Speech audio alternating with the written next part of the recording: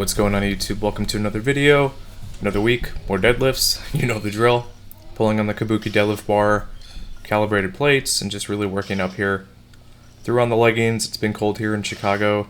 Cold weather is finally setting in. We're getting some like random warm days though, so I just like to feel comfortable when lifting, and I'm not gonna lie, when it comes to wearing like leggings or any sort of like thermal under stuff, it does make the lockout a little bit easier, and you'll kind of see it here. Not sure if it's just like a body hair type of thing when I pull, but I notice a significant increase in lockout efficiency when I do it. And you'll actually see here when we get heavier and heavier. Basically, we're doing the usual stuff we always do. Trying to keep the upper back nice and tight, hips back, loading hamstrings, and just coming off the floor as efficient as possible. 507 here. And you'll kind of see something I'm doing now. Instead of like doing the grip and rip, I'm really setting my hips, making sure everything's tight, and then using the hip shoot to get everything in place. So 545 here. Does it move better? Probably. But for the double, I'm actually happy with how it went. So you'll see here, normally with, without the leggings or whatever, I feel like the lockout would have been longer, and I may not even have attempted a second rep. So are they performance enhancing? I guess by that definition, yes. But anyway, did some back off singles here because I wanted a little bit more volume. Didn't have enough to do a double. That first rep, I was like, okay, so I'll just break it up, and that's kind of what my training philosophy is. Shift things around, get the volume when you need it, but also make sure you hit your numbers so you're moving forward, and then everything else is just kind of extra. So yeah, that was definitely solid lockout. Definitely didn't have another rep in the tank. Safety bar squat here, and really hinging at the hips now. I know most people are just saying stay upright, but it all depends on your anatomy, and I've got a really short torso. You can kind of see it here. With really long legs, so I have to clear all that, and when I dip forward to get out of the hole, I have to kind of come forward a little bit. If I had a longer torso, or like I was built more evenly, it'd probably be a little bit more beneficial to be upright, but this has been working out pretty well for me. Not everyone has the genetics to stay 100% upright like a lot of these high-level Oli lifters. They're selected from a young age based off of certain proportions and their affinity to do stuff. I am definitely not one of those people. And you'll see here just an emphasis on hinging back and then coming forward, but finishing and driving the hips through. So it's gotten a lot easier, and I just prefer having the balance of the SSB, just something to hold on to really, tighten my upper back, and then just for mobility's sake for the shoulder and the bicep. I feel like this is going to be the best thing going forward.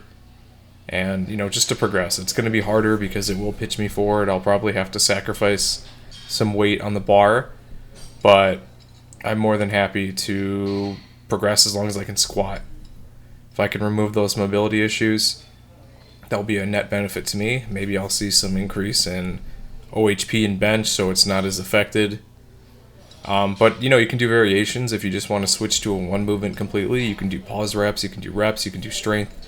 By strength, I mean just do heavy sets, 5 to 6 reps, and kind of go from there. Hybrid row here, and you can tell fatigue is definitely setting in, but I'm telling you, every time I watch myself do these rows, like my lats are so developed, it's actually kind of funny. I'm pretty sure majority of my torso is just chest and lats, and the rest is just body fat that is just kind of hanging off. So it's always funny. I'm built so damn weird, and I mean, it's just funny to see. So I mean, we'll see going forward. You'll see here with the lat pull down. From the back, I look totally different than the front. It's almost like all the muscle mass that I'm carrying just protrudes the fat forward and makes it look worse. And I remember growing up when everybody was like, oh yeah, you have to cut before you bulk, which is untrue. You can build muscle, especially if you're a beginner, and then recomp your body fat as well too, though. Strength training is the most important thing you can do to really have a definitive effect on your body. And then that's going to be controlled by calories. If you eat in that excess, you'll build the muscle and gain some fat too. If you continue lifting and eat in a deficit, you may hit a wall where you can't get stronger, or you may expose yourself to some injuries based off of that. So this is an extension for the previous video.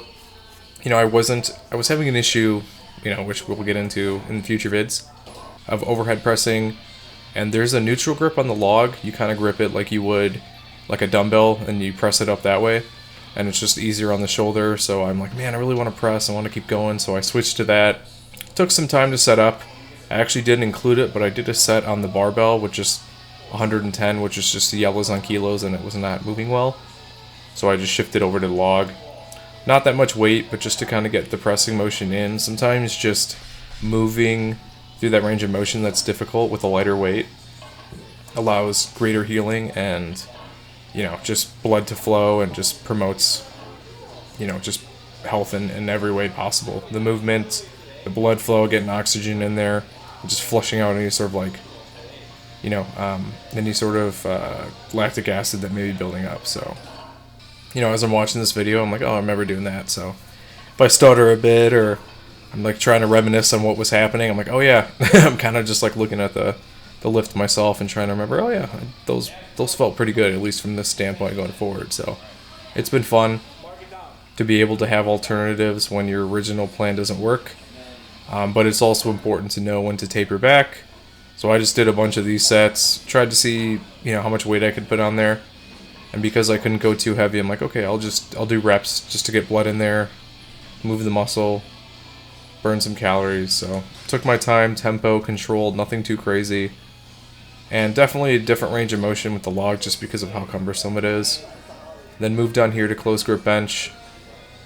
And still pause these, so it's always funny to see when the bench is fine, but the OHP hurts, and that usually can help you diagnose any sort of mobility or issues you're having. So multiple sets here, and honestly I felt fine. It was a good amount of time in between sets. And just did doubles, so happy about that.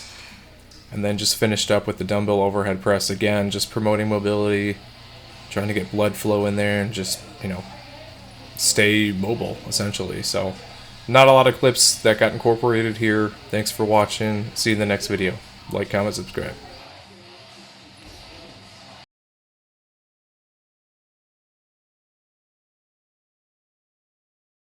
Thanks for watching the latest video. If you want to help support the channel, I actually own my own wet shaving and grooming e-commerce website where everything's handmade by me. It's www.apexsoaps.com, and you can get a 10% off code using wet shaver. We've got some cool scents here. We've got some Coca-Cola scents, a horchata scent, traditional barbershop, just some really cool stuff, and you can purchase samples or you can buy the whole set. If you have any questions, feel free to reach out via email. Be quick to respond. Thanks for watching.